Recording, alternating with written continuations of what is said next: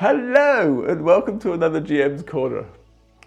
In this episode I'm going to try and impart my top 10 tips for new GMs. Maybe you got a new game at Christmas, who knows? There's a new Batman role-playing game coming out, by the way. Look out for that one. We might have a review on this channel quite soon. Anyway, tip number 1, you don't have to know all the rules. This might seem obvious to an experienced player, but if you're not an experienced player, you might be thinking, oh, look at the size of these handbooks. I've got to read all these rules and understand them. Well, probably your players are in the same boat as you. They're playing a new role-playing game. If they're not, use them. Use them as your source of knowledge for the rules. You don't have to know everything. Learn as you play. That's the way we all do it. So don't worry about the fact that you've got a player on your team, he knows all the rules and you know nothing. Use him to tell you the rules when you're in doubt, and if you don't like them, don't use them. Tip number 2, don't worry about screwing up. Most of the time, your players aren't going to notice anyway. If you get a small fact wrong about the scenario, if you get to a point where you've reached a complete grinding halt because you've screwed up something, just admit to it. All your players are in the same boat, probably, if they've never played before, and if they have played before, well, they should damn well be sympathetic towards you. So just admit your mistake or cover it up. It's quite useful if you break a part of a scenario to introduce an NPC to fix it. Just somebody will come along and sort out that situation for you. They may never feature in your scenario again, or they might become a staple NPC. Who knows? Tip number 3.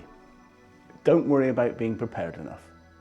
I mean, certainly you need to have read the scenario you're going to run, or one you've written, maybe. But you don't have to know everything about the scenario. You don't have to be totally prepared and know every single situation that's going to come up or anticipate what's going to come up. Firstly, your players will almost always be slower to progress through your scenarios than you think they're going to be. This is a general rule I find with almost every game I play. Players tend to get distracted by almost anything. You can put in the minor detail and they'll be off on one for about half an hour. So just accept it, go with the flow, and realize that you probably have read enough, you probably are prepared enough. As long as you've read your scenario, you know what it's basically about, you're good to go. Tip number 4, your players can and will go off at a tangent. Now, this is something I just mentioned, but I cannot reinforce this enough. Your players will do things that you will not expect. If your players have gone off on a terrible tangent and they're really spiraling down a rabbit hole that you really don't want them to go on, your NPC is a perfect idea for getting them back. You can always use the local authority of the town to put them back on course. Or really, any NPC you decide to conjure up in the moment that will give them the clue that they need, the hint that they need to pass the obstacle that's in their way and somehow stops them from doing whatever it is you don't want them to do. And if they really insist on spiraling down a rabbit hole, let them know in no uncertain terms that it's going to have consequences. Players will usually take the hint. So, generally speaking, let them do what they like, but try and keep a reasonable rein on too much diversion. If you want a good example of players going off on a tangent and completely disrupting a scenario, I remember being part of a group once playing a Call of Cthulhu campaign, and the start of the scenario was we were in a room being interviewed by a man who had a strange waxy complexion and a buzzing voice. Well, we were in the middle of nowhere, so the players shot him, completely halting the scenario because he hadn't yet given us the exposition needed to carry on. The GM had to, well, the keeper in this case, had to improvise and leave that in the form of notes around the office that we were broken into, because of course the players realised, being experienced players, that this was a fun guy from Yoggoth. You can always just stop your players in a situation like this if you really are unprepared for that situation, but you never know quite how far they're going to go. Point number 5, and as if I haven't addressed this enough, NPCs. NPCs are the lifeblood of a campaign. They are the ones who will bring your characters back on course when they've gone off course. They are the ones that could appear briefly in a scenario for a few moments just to set your players back on track or to give them a hint that you really want them to have and they've somehow avoided getting, despite the fact you've hinted at it about a dozen times. The great thing about NPCs is they may well last for 2 minutes and never spoken to again. But on the other hand, the strangest, oddest NPC that you've introduced for almost nothing can become a staple to the campaign. A character who survives right to the end because the characters keep coming back to talk to them, keep coming back to advice, or just because they're funny. You know? Always introduce NPCs. I would go as far as to say it's almost a good practice to have a sheet of just random NPCs before any scenario, just in case you need one for whatever purpose. Say you want to delay the players for a bit. NPC, put some fights in. You know, fights always delay the players. Say you've got to that point when the scenario is, you've reached the point where you've actually read up to. Well, the best thing you can do is get your players distracted with something else, and NPCs are your solution. Point number 6. If this really is your first time role-playing, do not get bogged down with the details. You don't have to have a prepared campaign world, for instance. If you're running a one-off scenario, all you've read is the scenario, that is completely fine. Just keep it really, really simple. Just run something short and easy. If it's your very first session, run, I don't know, the simplest haunted house scenario you can possibly find. Just run anything, the simplest thing possible. Barroom Brawl is a classic introduction to role-playing. Just a fight with some gang. If you're running a 1920s campaign, how about some gangsters and a fight? Could lead on to some interesting NPCs, back to a previous note, where, you know, perhaps these NPCs who are part of a gang who they end up having a fight with become an ally or a double agent for the gang in the characters. It could make them for some interesting play. So just shove in a fight. Point number 7, which really leads back to point number 6, is again, keep it simple.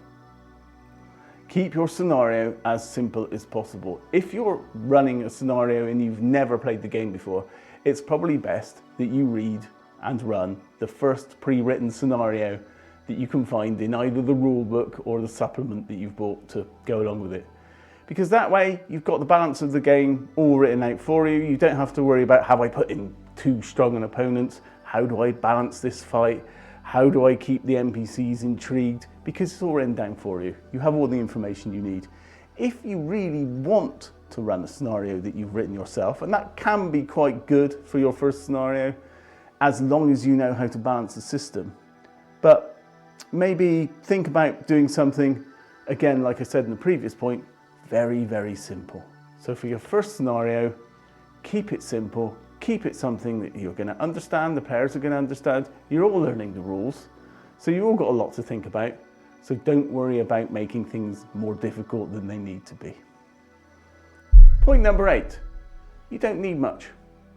You need some dice, some pencils, some paper. You probably only need one set of dice, so one set of dice for your players, one set for your GM is probably a preference. You might want a GM screen to cover up your notes, but you know, make it have a serial packet if you can't think of anything else. Just try and keep it simple. You don't need all the accessories. There may be characters that they have a figure that they want to use to their character. Well, let them put it in front of them on their character sheet. Because if you haven't prepared any maps, it doesn't matter. All you need is some paper, one set of the rules, one set of dice, some pencils, and players who want to play. That's all you need for a good role-playing game. So don't worry about buying all the accessories. They really don't make any difference.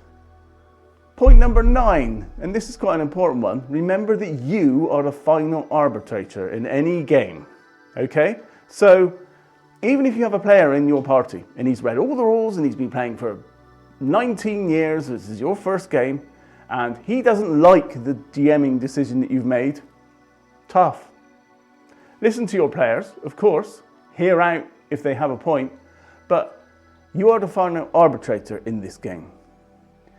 Any decision you make goes. If you don't like a rule, chuck it out. If your player says, oh, it says in rule number X 553 that you have to do this and you don't like it, just say no.